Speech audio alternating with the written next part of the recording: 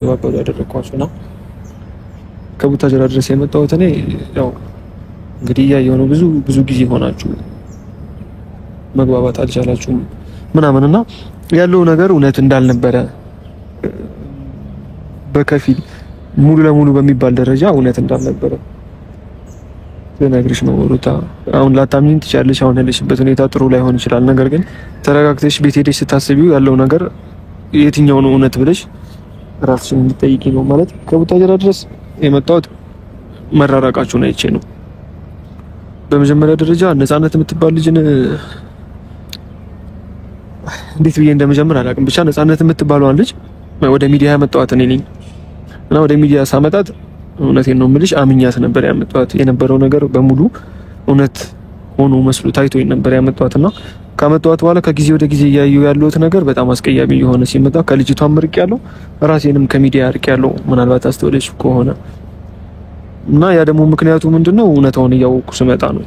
ደብሮኛል። አብርሃም በደንብ የማውቀው ሰው ነው።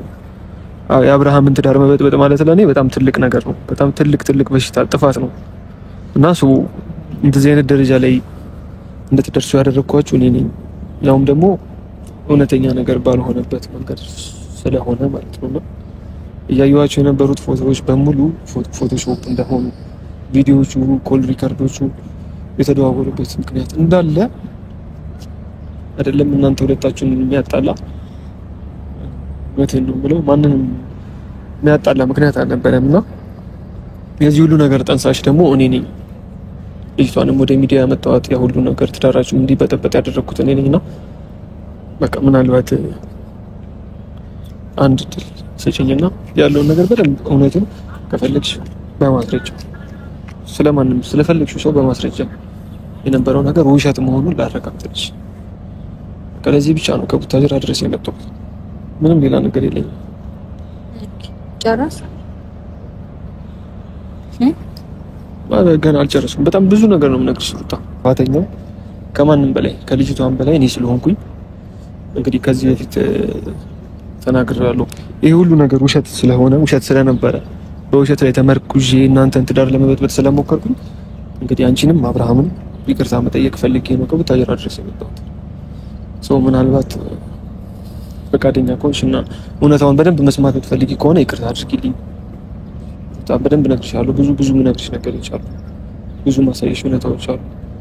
እስከዛሬ የተወራው በሙሉ እውነት አይደለም አውቃለሁ። ትንሽዬ እውነታ ሊኖር ይችላል።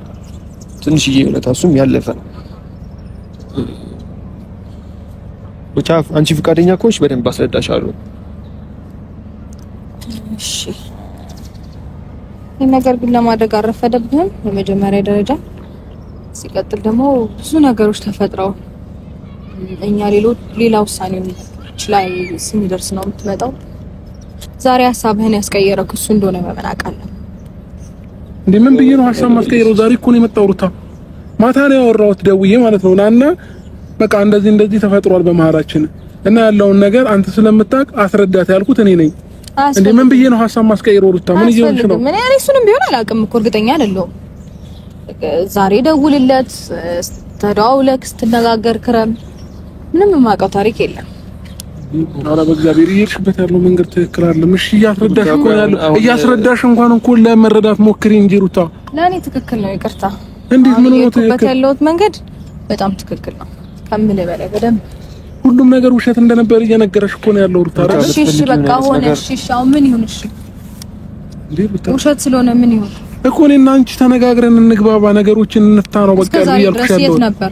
እንዴ እስከ ዛሬ ድረስማ እየለመንኩሽ እኮ ነው ያለሁት ሩታ። በጣም ነው እንደ ለማከኝ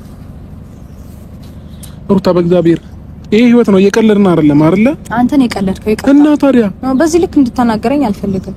እየቀለድክ ምናምን የነበርከው አንተ እንጂ ነው አይደለም። ገባ? ዛሬ ምን ሌላ ነገር ማድረግ እንደምችል ወይም ደግሞ በራሴ ነገሮችን ማድረግ እንደምችል ስታይ ነው እንዴ የምትሯሯጠው? እስከ ዛሬ ድረስ የት ነበርክ? ሩታ እስከዛሬ እነሱ አውርተን ማናውቅም ማለት በዚህ ጉዳይ ከአብርሃም ጋር አውርቻለሁ። ምንም ማብራሪያ አያስፈልገውም። ምንም አይነት ማብራሪያ ዛሬ ትናንትና እንደዚህ ነበረ እንዲወጣ እንዲወረደ ምናምን ስላልከኝ ዛሬ ላይ የሚቀየረው ምንም አይነት ሀሳብ አይኖርም። ኦኬ ሻስቀይም ብቻ እውነታውን ብቻ ተቀበይ። መጀመሪያ እውነታውን እወቂና አንቺ እኮ ውስጥሽ ልብሽ እኮ መጀመሪያ የሆነ ነገር ለመቀበል ዝግጁ መሆን አለበት ሩታ። እንዴ አለም እንደዚህ እኮ መቀበላችን ታዲያ እኔ ካልፈለኩስ እሺ ምንድነው ፍላጎትሽ? እኔ እኮ ግራ ገባኝ። ፍላጎትሽን ማወቅ አልቻልኩም እኮ ሩታ።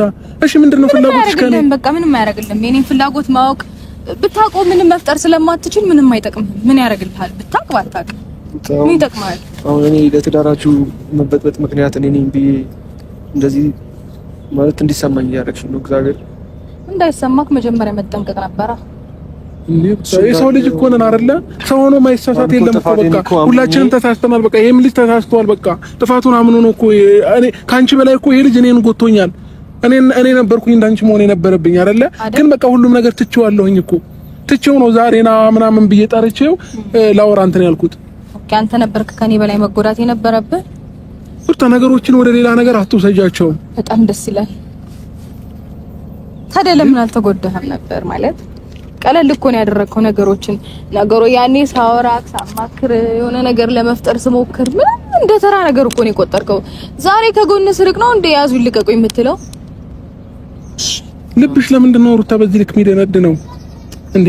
የትኛውም ሰው እኮ በቃ አውርቶ ይግባባል። ሩታ አውርተን እንድንግባባ እኮ ነው ዛሬ ጠርቼሽ ሁሉ ነገር እያደረኩኝ ያለው። ይሄ ልጅ ብዙ ነገር አስጥቼ ነው እዚህ ያመጣሁት አዲስ አበባ ድረስ ማለት ነው እኮ። ለምን አደረክ እንዴ? ራሱ ህይወት የራሱ ስራ ይኖረዋል። ገባሽ? ሁሉንም ነገር አስጥቼ ነው ያመጣሁት። ለምን ያለውን ነገር እውነታውን ሁሉ እንዲነግርሽ ስለፈለኩኝ ነው። እሺ አወኩኝ። ከዛ በፊትም ቀድሜ ያወኩኝ። እኔ እስከዛሬ ድረስ ተፈጠረ ምናምን የተባለው እውነታውን ምኑንም አወኩኝ። ግን ከዛ በላይ በጣም የሚያስጠላው ነገር የነበረው ያንተ ተግባር ነው እንደዚህ እንደሆነ ያደረገኝ። ያንተ ተግባር ነው እዚህ ደረጃ ላይ ወይም ደግሞ እንደዚህ አይነት ውሳኔ ላይ እንድደርስ ያደረገኝ። የማንም ስራ ወይም ደግሞ የማንም ሞቶ መለፍለፉ አይደለም። ገባ? አንተ ትግል አልፈልግም። እኔ እንደምዛ ሆነ በስነ ስርዓት አውራኝ። እኔ ትግል ምናምን አልፈልግም። በቃ እዛው ራስን ችላ አውራኝ። እሺ መጓተት ነው የሰለቸኝ። እሺ ለሱም በቃ እኔ ነኝ እሺ ጥፋተኛው፣ ለሁሉም ነገር ጥፋተኛ እኔ ነኝ። ይቅርታ እሺ ሩታ። እንዴ ከይቅርታ በላይ እኮ ምንም ነገር የለም አይደለ እንዴ? እሺ ምን ላድርግልሽ? ሌላ ግራ ገባኝ እኮ። ምንም አልፈልግም። በቃ ተወኝ፣ በሰላም እንኖር፣ አጨቅጭቀኝ፣ አለቅ። በቃ እሱን ነው የምፈልገው። ፍላጎትሽ ነው? አዎ ከኔ ጋር መኖር እንዲበቃ ነው የምፈልጊው? ይሄን ነው ፍላጎትሽ ሩታ? አዎ እሱን ነው የምፈልገው። በቃ እንዲበቃላል። በቃ አንተም እኮ እንደቀላል አድርገህ አይደል እንዴ ምንም እያደረክ የነበረው? ነገሮች እኮ ላንተ ቀላል ናቸው። ምን ነው ዛሬ ነው እንዴ ክብደቱ የታየክ? ለምን መስተካከል እየቻለ ለምን አይችልማ? አንተ ነገ እንደምታጠፋ አሁን ከዚህ በተሻለ መንገድ እኮ አንተ እኔን ለማናገር በጣም ብዙ ነገሮችን ሞክረህ ታውቃለህ ምናምን ብዙ ነገር ለመፍጠር ሞክረህ ታውቃለህ። ገባ? በጣም ብዙ ከዚህ በጣም ብዙ በተሻለ መንገድ እንደገና ደግሞ የሆነ ዛሬም የሆነ አልተቀየርክም። ገባ? ነገም ይሄን ነገር እንደማትደግመው ምንም አይነት ማስተማመኛ ስለሌለኝ እኔ ደግሞ ገና ብዙ መስራት የምፈልጋቸው ነገር አሉ። እድሜን በጭቅጭቅ መጨረስ አልፈልግም። ገና በጣም ብዙ የሚቀሩኝ ነገሮች አሉ። ገና ብዙ እሺ ወጣት ነኝ። የወጣትነት እድሜን እያለቃቀስኩኝ ካንተ ጋር እድሜን መጨረስ አልፈልግም። እንደው ማብራራ እሺ ሩታ እኔ ልሂድልሽና እሺ ያለውን ነገር ያስረዳሽ። ምናልባት እኔን እያወራ ከመሰለሽ ማለት ነው አልወርክም። እዚህ ጋር ምንም አይነት ነገር አይፈጥርም። ይኸው ያውራሽ። እሺ እኔ ልሂድ። ወይኔ ጉዴ ሩታ ያው ያውራሽ። ረጅም ሰዓት አውርታችኋል።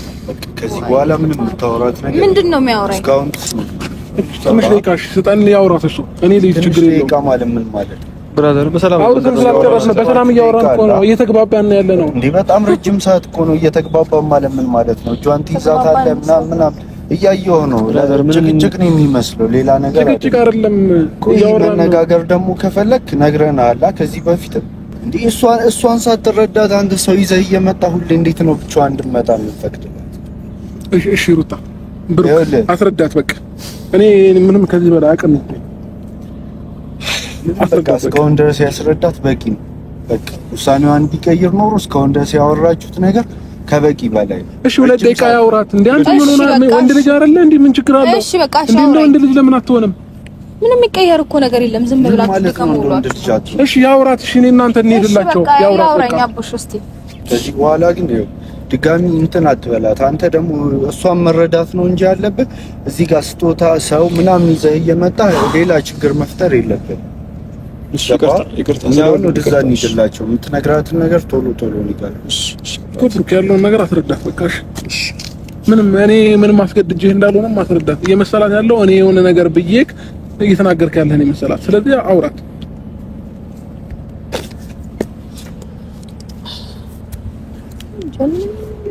እስቲ ምንድነው የምትነግረኝ ከዚህ በላይ?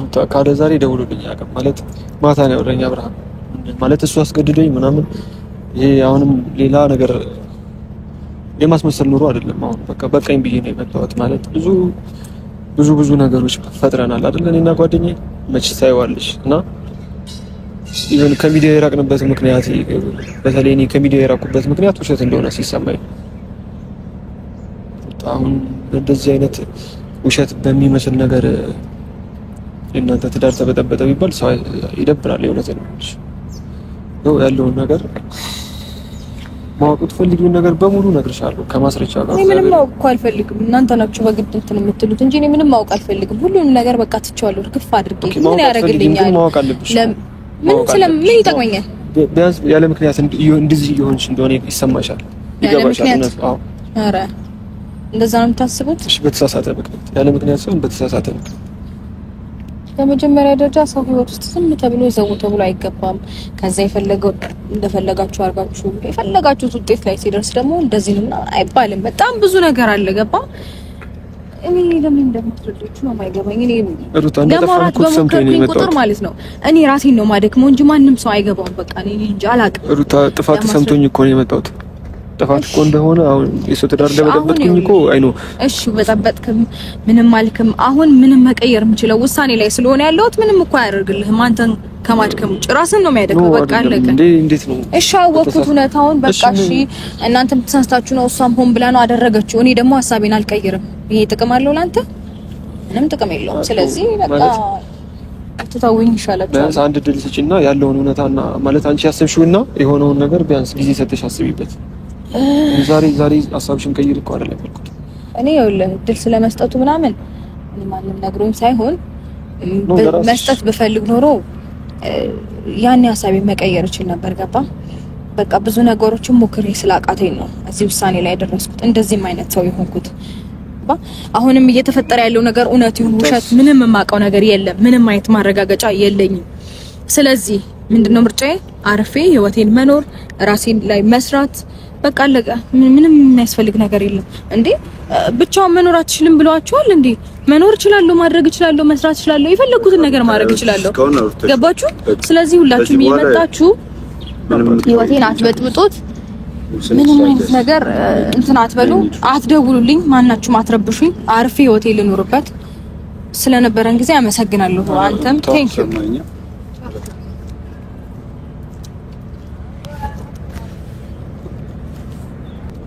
ምን ብላ ነው? ለምን ነው ይዟት ሄደው? ለምን እኮ እሺ ተግባባችሁ ግን? ሰማኝ ፈቃደኛ አይደለች። በዛ ላይ ልጁ ልታወራ ምን የሚሰጥ ልጅ አይደለም። በኢየሱስ ማን ብቻዋን ለምንድን ነው የማመጣው? እሺ ምን አለች? ምን አመነች?